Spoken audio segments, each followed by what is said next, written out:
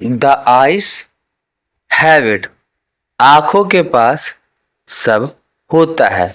अगर हम इस वर्क के बारे में बात करें तो इसे लिखने वाले रस्किन बॉन्ड है। रस्किन बॉन्ड के बारे में बात करें तो वो इंडियन ऑथर थे ऑफ ब्रिटिश डिसेंडेंट, मतलब इनके पूर्वज तो ब्रिटेन के थे लेकिन ये भारत में रहते थे। He was born in Kasauli, इनका जन्म कसौली में हुआ था जो कि कहाँ पे है, हिमाचल प्रदेश में है। और कब हुआ था तो मई 1934 में। वह मसूरी में एक हिल स्टेशन जिसका नाम लैंडवार है वहाँ रहते थे। इन्होंने 100 से ज़्यादा शॉर्ट स्टोरीज ऐसे नॉवेल्स लिखे हैं और इन्हें पद्मश्री 1999 में और पद्म भूषण 2024 में मिला था। अब इसी के साथ शुरू करते हैं हमारी कहानी। लेकिन कहानी की शुरुआत में यह बताया जाता है कि हम अपने दोस्तों और अपने रिलेटिव से मिलने के लिए बहुत सारे जगह जाते हैं, जिसमें हम लोग ये तो बस का इस्तेमाल करते हैं या फिर ट्रेन का इस्तेमाल करते हैं। और इसी सफ़र के दौरान हमारी मुलाकात बहुत सारे लोगों से भी होती है।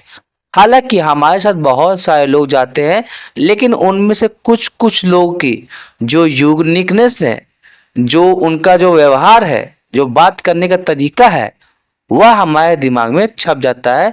इसी में ये कहानी की शुरुआत में बताया जाता है कि दो को पैसेंजर्स के बारे में बताया जाता है, दो ऐसे लोगों के बारे में बताया जाता है जो कहीं जा रहे होते हैं। सबसे पहले शुरुआत होती है हमारे नरेटर से, जो हम जिसे कह सकते हैं कथाकार या फिर जो कहानी सुनाता है। तो कहानी की शुरुआत में बताया जाता है कि मैं ट्रेन के कंपार्टमेंट में था और मैं रोहाना जा रहा था, तभी एक लड़की मेरे कंपार्टमेंट में आती है और उस लड़की को जो ट्रेन में छोड़ने के लिए आए थे तो शायद वह उसके माता पिता थे और वह बहुत ही ज़्यादा चिंतित कर रहे थे अपनी बेटी के सिक्योरिटी के लिए, कंफर्ट के लिए, आराम के लिए। और वहाँ पे जो औरत थी, जो वुमेन थी, वह उसे बहुत ही अच्छे से समझा रही थी कि क्या करना है क्या नहीं करना है, सामान कहाँ रखना है, सामान कहाँ नहीं रखना है, खिड़की से बाहर कब देखना है, खिड़की से बाहर कब नहीं देखना है, और किस तरीके से स्ट्रेंजर से, मतलब अजनबियों से जिसे वह नहीं जानते हैं, उससे बात नहीं करनी है। और इसी के साथ ट्रेन शुरू होती है। और यहाँ पे नरेटर के बारे में बताया जाता है कि वह पूरी तरीके से अंधे थे, लेकिन उनकी आंखों में अगर वह कभी लाइट, रोशनी में या डार्कनेस, अंधेरे में जाते तो उन्हें थोड़ा कुछ फील होता था। फिर उसके बाद नरेटर बताते हैं कि मुझे नहीं पता वह लड़की दिखने में कैसे लगती थी, बस मैं यह जानता था कि वह स्लीपर चप्पल पहनी हुई थी, वह चप्पल पहनी हुई थी। और यहाँ पे जो हमारा नरेटर है, जो हमें यह कहानी बता रहे, वह कहते हैं कि मुझे उसकी आवाज़ बहुत अच्छी लगी थी और उसके स्लीपर का भी आवाज़ बहुत अच्छी लगी थी। मैंने उससे पूछा, क्या आप देहरा जा रहे हैं?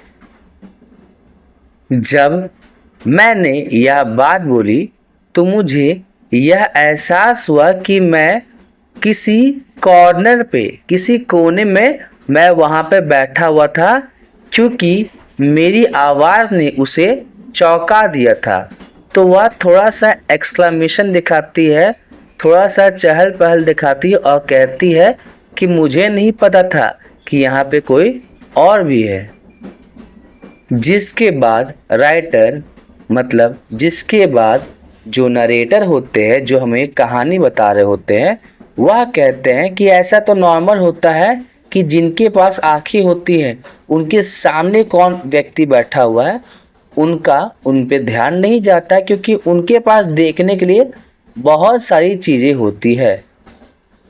वही दूसरी ओर जो व्यक्ति नहीं देख सकते हैं या फिर कम देखते हैं, उनके पास सिर्फ जितनी ज़रूरी की चीज़ें हैं उन्हीं चीज़ों को देखने या महसूस करने का समय होता है।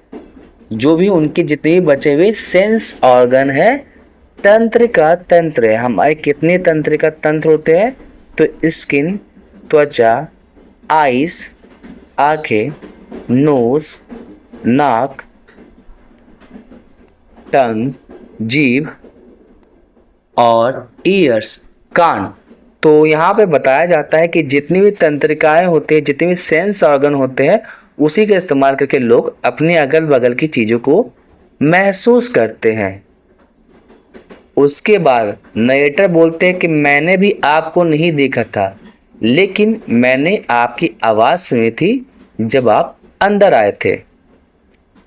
मैं यह सोच रहा था कि कहीं उसे मेरे अंधे होने के बारे में जानकारी ना पता चल जाए, तो मैं क्या कर रहा था?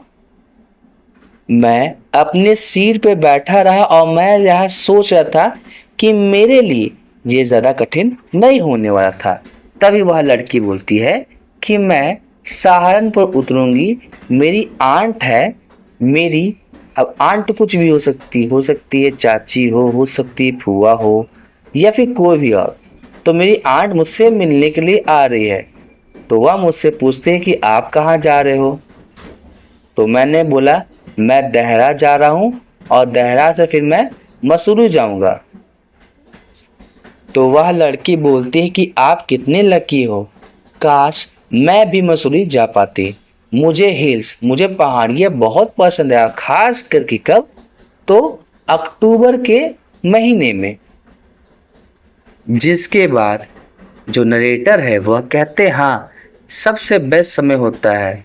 मुझे आज वो समय याद है जब जो हिल्स थी, जो पहाड़ियाँ थी, वहाँ पे वाइल्ड दहलास मतलब जंगली दहलास देखने को मिलती थी। सूरज की रोशनी बहुत ही ज़्यादा अच्छी लगती है और रात के समय में लोग लकड़ी जला करके वहाँ बैठते और बहुत सारे टूरिस्ट जो घूमने के लिए वहाँ पे जाते हैं, वहाँ पे क्या पाते हैं? रोड बहुत ही ज़्यादा शांत और सुनसान भी रहती है। हाँ, हम यह कह सकते हैं कि अक्टूबर का महीना सबसे बेस्ट समय होता है वहाँ जाने के लिए। वह लड़की कुछ समय के लिए शांत हो गई थी और जो नरेटर है वह यह सोच रही थी कि कहीं मेरी बातें उसे ज़्यादा पसंद तो नहीं आ गई, कहीं वह यह तो नहीं सोच रही है कि मैं किसी तरह का रोमांटिक फूल हूँ, मतलब मैं उस पर ट्राई मार रहा हूँ। अगर ऐसी बात है तो मैंने ज़रूर गलती की है। मैंने पूछा बाहर का मौसम कैसा है? मुझे ऐसा लग रहा था कि मानो उसे मेरा सवाल कुछ स्ट्रेंज, अजीब नहीं लगा और मैं यह सोच रहा था कहीं उसे यह तो नहीं पता चल गया है कि मैं देख नहीं सकता। लेकिन जब उसने मुझसे अगला सवाल पूछा तो मेरे सारे डाउट्स, मेरे सारे संदेह खत्म हो गए थे। उसने मुझसे क्या पूछा कि तुम बाहर क्यों खुद से नहीं देख लेते हो? तो मैंने क्या किया, जो मेरा बर्थ था, जो मेरी बोगी थी, तो उसका जो खिड़की खोलने का किनारा था मैं उसे ढूंढ रहा था, लेकिन खिड़की तो पहले से ही खोली हुई थी। मैंने अपने चेहरे को आगे किया और ऐसा दिखाने की कोशिश की कि मानो मैं उस लैंडस्केप को, उस प्राकृतिक छटा को मैं देख रहा था। मैं इंजन की पेंटिंग को देख पा रहा था, मतलब सुन पा रहा था कि इंजन धीरे धीरे कैसे धीमा होते जा रहा है, इंजन को कैसे रंगा जा रहा है। फिर उसके बाद जो चक्का था, जो ट्रेन का चक्का था, वह कैसे घिसघिसा रहा था। और यह सारी की सारी चीज़ें मैं अपने मन की आंखों से देख पा रहा था। मैं देख पा रहा था कि किस तरीके से टेलीग्राफ को पोस्ट भी किया जा रहा है, रखा जा रहा है। फिर उसके बाद नरेटर कहते हैं कि क्या तुमने कभी नोटिस किया है कि जब कभी भी ट्रेन चल रही होती है तो हमें ऐसा लगता है कि जो पेड़ है वह पीछे की तरफ जा रहा है, वही दूसरी ओर पहाड़ों के साथ तो ऐसा देखने में बिल्कुल भी नहीं लगता है। जिसके बाद वह बोलती है, तो ऐसा तो हमेशा होता है, क्या आप कुछ जानवरों को देख पा रहे हैं? तो मैंने बहुत ही कॉन्फिडेंटली, मतलब यहाँ पे जो नरेटर है, जो कहानी बताने वाले हैं, वह बोल रहे हैं कि मैंने बहुत ही कॉन्फिडेंटली बोला कि नहीं, क्योंकि मुझे पता था कि देहरा के जंगलों में शायद ही मुझे कोई जानवर देखने को मिलेगा। मैंने क्या किया, मैंने अपने चेहरे को खिड़की की तरफ से हटाया और लड़की की तरफ देखने को प्रिटेंड करने लगा और थोड़ी देर के लिए हम दोनों शांत थे। फिर उसके बाद नरेटर बोलते हैं कि आपका चेहरा तो बहुत ही ज़्यादा अच्छा है। मैं काफ़ी डेयरिंग होने की कोशिश कर रहा था, लेकिन यह एक ऐसी बात है जहाँ पे लड़कियाँ बहुत ही ज़्यादा उस चीज़ को पसंद कर रहे थे, और कुछ लड़कियों को तो ये बहुत ही ज़्यादा अच्छा लगता है, उन्हें पसंद भी आता है। और वह क्या करती है, वह बहुत ही खुशी के साथ हंसती भी है। तो वह लड़की बोलती है कि हाँ, अच्छी बात है, मुझे पता है मेरा चेहरा बहुत ही ज़्यादा अच्छा है। यह बातें सुन सुन करके मैं तो दिमाग ही खराब हो गया, मैं थक चुकी हूँ इस तरह की बातें सुन सुन के। तो फिर उसके बाद मैंने सोचा, अच्छा तो तुम्हारा चेहरा भी बहुत ज़्यादा सुंदर है, प्यारा है। फिर उसके बाद मैंने बोला कि जिसका चेहरा इंटरेस्टिंग होता है उसका चेहरा प्रिटी भी होता है, सुंदर भी होता है। जिसके बाद वह लड़की बोलती है कि आप तो बहुत ही ज़्यादा वीर या भड़कीले व्यक्ति लगते हो, लेकिन आप इतने सीरियस क्यों हो? तो यहाँ पे जो नरेटर है वो बोलते हैं कि थोड़ी देर के लिए मुझे तो लगा कि मैं उसकी बातों पे हंसूं, लेकिन फिर मैं यार सोचने लगा कि मेरी हंसी से कहीं मुझे कोई परेशानी तो नहीं हो जाएगी, या फिर कहीं मैं अकेला तो नहीं हो जाऊंगा। जिसके बाद मैंने बोला कि बहुत ही जल्द हम लोग स्टेशन, मतलब तुम्हारे या फिर आपके स्टेशन पहुंचने वाले हैं।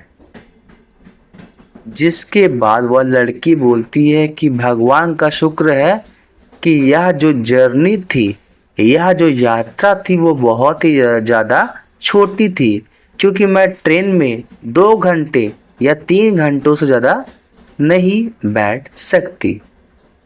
लेकिन यहाँ पर नरेटर बोलते हैं, लेकिन मैं तो बहुत ही लंबे समय तक उसकी आवाज़ को सुनने के लिए ट्रेन में बैठ सकता था। उसकी आवाज़ बहुत ही ज़्यादा प्यारी थी, बहुत ही ज़्यादा मनमोहक थी, जैसे कि पहाड़ से गिरता हुआ झरना। फिर यहाँ पे वह जो नरेटर थे, जो कहानी बताने वाले हैं, वह बोलते हैं कि जैसे ही वह ट्रेन से उतरेगी, वह उसकी जो मुलाकात मुझसे हुई थी वह बहुत ही ज़्यादा जल्दी भूल जाएगी, लेकिन यह जो मेरी मुलाकात उससे हुई थी यह हमेशा के लिए मेरे जहन में रहेगी। फिर उसके बाद इंजन की सीटी जोर से बजती है। तो फिर जब सीटी बजती है तो लड़की खड़ी होती है और अपनी सारी की सारी चीज़ों को कलेक्ट करने लगती है। मैं यह सोच रहा था कि उसने अपने बालों को कैसे बांधा होगा, बन में, या फिर उसका बाल बहुत ज़्यादा प्लेटेड होगा। हो सकता है कि उसके बाल उसके कंधे से ज़्यादा हो, या फिर हो सकता है कि उसके बाल छोटे हो। धीरे धीरे करके ट्रेन धीमी हो रही थी और स्टेशन के पास पहुंच रही थी, और वहां पे बहुत सारे लोगों की आवाज़ें मुझे सुनने को भी मिल रही थी। कोई मटके वाला है या फिर कोई फेरी वाला है। बहुत ज़ोर ज़ोर से महिलाएं चिल्ला रही थी हमारे कैरियज के दरवाजे के पास। हो सकता है एक औरत की आवाज़ आ रही थी, तो मुझे लगा कि वह उस लड़की की आंटी ही होगी, तो लड़की ने कहा गुड बाय। वह लड़की मेरे नज़दीक मतलब नरेटर के काफ़ी ज़्यादा नज़दीक थी, इतनी ज़्यादा नज़दीक कि उस लड़की के परफ्यूम जो कि उसके बालों से आ रही थी, वह उसे बहुत ही अच्छे ढंग से फील कर पा रहे थे। मैं उसे रोकना चाह रहा था, मैं उसे बाहर जाने नहीं देना चाहता था,